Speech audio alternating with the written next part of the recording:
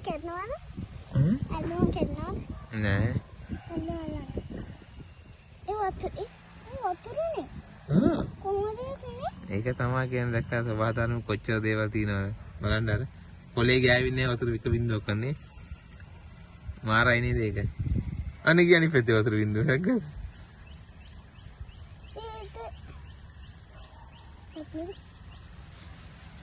හරි යාර එච්චර එන්න පුළුවන් එච්චර එන්න පුළුවන් ඈ